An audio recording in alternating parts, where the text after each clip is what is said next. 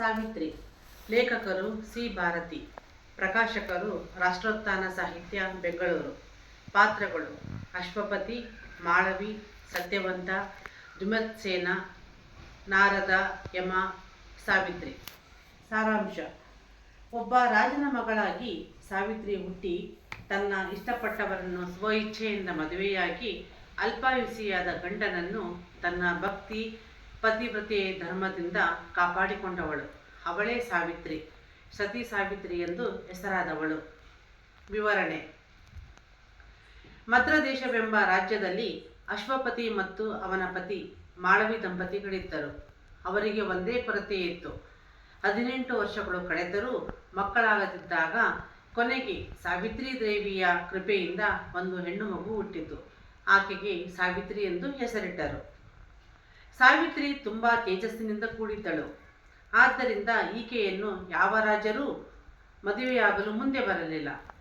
ಅಶ್ವಪತಿಯು ತುಂಬ ಯೋಚನೆ ಮಾಡಿ ತನ್ನ ಮಗಳಿಗೆ ಪೂರ್ಣನನ್ನು ಸ್ವತಃ ಹುಡುಕಿ ಬರಲು ಹೇಳಿದಾಗ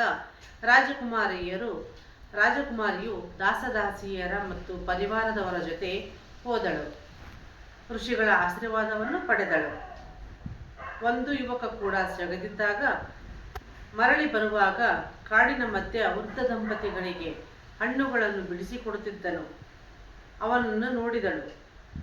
ಸಾವಿತ್ರಿಗೆ ಅವನ ಸೌಮ್ಯ ಮುಖ ಮತ್ತು ತೇಜಸ್ಸು ಕಣ್ಸೆಳೆಯಿತು. ಮಂತ್ರಿಯು ಯುವಕನಿಗೆ ವಿಚಾರಿಸಿದಾಗ ಅವನು ಸತ್ಯವಂತ, ಸಾಲ್ವ ದೇಶದ ರಾಜನಾದ ದ್ಯುಮತ್ಸೇನನ ಮಗನೆಂದು ತಿಳಿಯಿತು. ಅಶ್ವಪತಿಗೆ ಸಾವಿತ್ರಿಯು ಸತ್ಯವಂತನನ್ನು ಮದುವೆಯಾಗುವುದು ಎಂದಾಗ ಅಲ್ಲೇ ಇದ್ದ ನಾರದರು, ಸತ್ಯವಂತನು ಗುಣಗಳ ಗಣಿ, ಆದರೆ ಅಲ್ಪಾಯುಷಿ ಎಂದು ಹೇಳುವನು. ಇಂದಿಗೆ 1 ವರ್ಷಕ್ಕೆ ಅವನ ಆಯಸ್ಸು ಮುಗಿಯುತ್ತದೆ ಎನ್ನುವರು. ಅಶ್ವಪತಿಯು ದ್ಯುಮತ್ಸೇನನ ಬಳಿ ಬಂದು ಮದುವೆ ವಿಚಾರ ಪ್ರಸ್ತಾಪಿಸಿದಾಗ ಒಪ್ಪಿಗೆ ನೀಡಿ ಸಾವಿತ್ರಿ ಮತ್ತು ಸತ್ಯವಂತನಿಗೆ ಮದುವೆ ಆಗುತ್ತದೆ. ಮದುವೆಯ ನಂತರ ಸಾವಿತ್ರಿಯು ತನ್ನ ಒಡವೆಯನ್ನೆಲ್ಲ ತೆಗೆದಿಟ್ಟಳು. ನಾರು ಮುಡಿಯನ್ನಿಟ್ಟು ಸೇವೆ ಮಾಡತೊಡಗಿದಳು.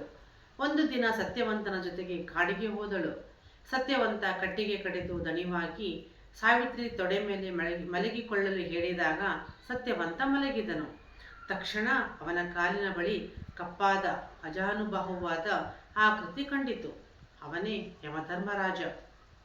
ಯಮಧರ್ಮನು ಸತ್ಯವಂತನ ಪ್ರಾಣವನ್ನು ತನ್ನ ಪಾಶದಲ್ಲಿ ಹಿಡಿದು ಕಟ್ಟಿದನು. ಸತ್ಯವಂತನ ಪ್ರಾಣ ಹಾರಿಹೋಯಿತು. ಸಾವಿತ್ರಿಯು ಯಮನನ್ನೇ ಹಿಂಬಾಲಿಸಿಕೊಂಡು ಯಮನಿಗೆ ತನ್ನ ಗಂಡ ಎಲ್ಲಿರುತ್ತಾನೋ ತಾನೂ ಸಹ ಅಲ್ಲೇ ಇರುವುದಾಗಿ ಹೇಳಿದಳು. ಈಕೆಯ ಮಾತುಗಳಿಂದ ಸಂತೋಷಗೊಂಡ. ತನ್ನ ಮಾವನ ಕಣ್ಣುಗಳು ಬರಲಿ, ತನ್ನ ತಂದೆಗೆ ಗಂಡು ಮಕ್ಕಳಾಗಲಿ, ತನ್ನ ಸತ್ಯವಂತನಿಂದ ಕುಲೋದ್ಧಾರಕರು ಬಲಶಾಲಿಗಳೂ ಆದ ಮಕ್ಕಳಾಗಲಿ ಎಂದಾಗ ಯಮನು ವರ ನೀಡುವನು. ಆಗ ಸತ್ಯವಂತ ಬದುಕುತ್ತಾನೆ. ಆತನ ತಂದೆ ತಾಯಿಗೆ ಕಣ್ಣುಗಳು ಕಾಣುತ್ತವೆ. ಅಶ್ವಪತಿಯು ಗಂಡು ಸಂತಾನ ಬೆಳೆಯುತ್ತದೆ. ಈ ರೀತಿ ಸಾವಿತ್ರಿಯು ಕಷ್ಟದಲ್ಲಿ ಸಿಲುಕಿದ್ದ ತನ್ನನ್ನು ರಕ್ಷಿಸಿಕೊಂಡಳು. ತನ್ನ ಗಂಡನನ್ನು, ತಂದೆ ತಾಯಿಯರನ್ನು, ಅತ್ತೆ ಮಾವಂದಿರನ್ನು ಪಾರು ಮಾಡಿದಳು. ಇದೇ ಸಾವಿತ್ರಿಯ ಕತೆ. ಕನ್ಕ್ಲೂಷನ್: ಸತ್ತ ಗಂಡನನ್ನು ತನ್ನ ತೇಜಸ್ಸಿನ ಪ್ರಭಾವದಿಂದ ಬದುಕಿಸಿಕೊಂಡ ಸಾವಿತ್ರಿಯ ಕತೆ. ನಿರ್ಮಲ ಭಕ್ತಿ, ಗಂಡನಲ್ಲಿ ಗಾಢವಾದ ಪ್ರೀತಿ, ವಜ್ರ ಸಂಕಲ್ಪ ಸಂಗಮಗೊಂಡವು. ಸಾವನ್ನು ಗೆದ್ದ ಪ್ರೇಮದ ಕತೆ.